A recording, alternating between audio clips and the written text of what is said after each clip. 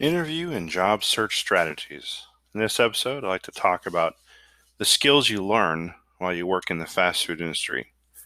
And of course, I have firsthand experience in this, so I think I can talk about it. A couple different things here. So, first of all, the face to face conversation.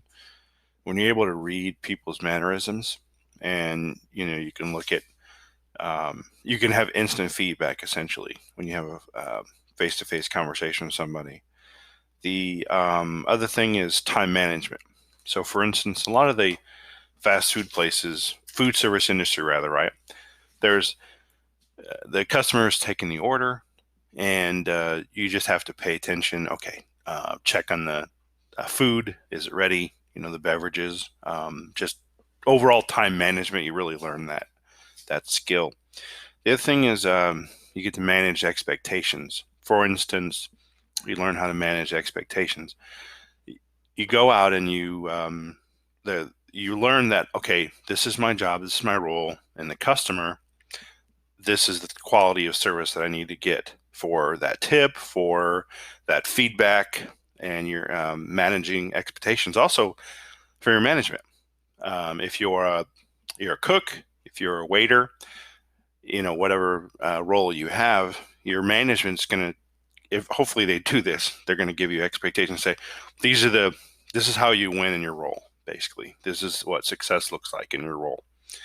The other thing is dealing with customer resolution. So you give the customer the wrong order.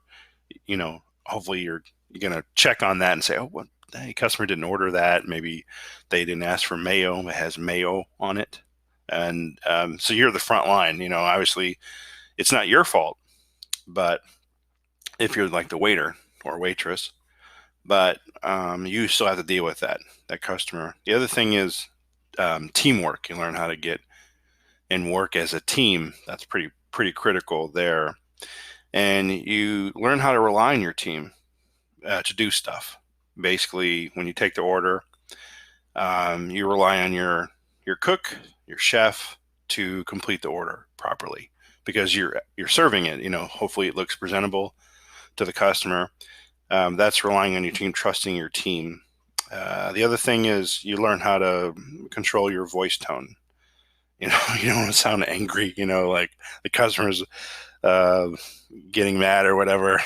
So some people's tendency is to like, well, just calm down. Just, just ease it in. Okay, no worries, Um, obviously attention to detail. So for instance, if you work at a food service industry and you're doing what is a drive-through, and if every time I've seen this before actually, going to drive-through myself, sometimes they don't put napkins in there for whatever reason, and just little things like that. So for instance, there's a standard whenever you go through the drive-through, there's a standard. Whatever meal you get, you're going to have, say, ketchup. Probably most likely time you ask them if they want ketchup. That way you save costs. But most of the time you give them napkins, and you give them a certain amount of napkins. The other thing is you build credibility in your job. So you have some. I have some job experience. I have credibility in the food service industry. So yeah, well, thanks a lot for viewing this, listening to this podcast, and have a great day.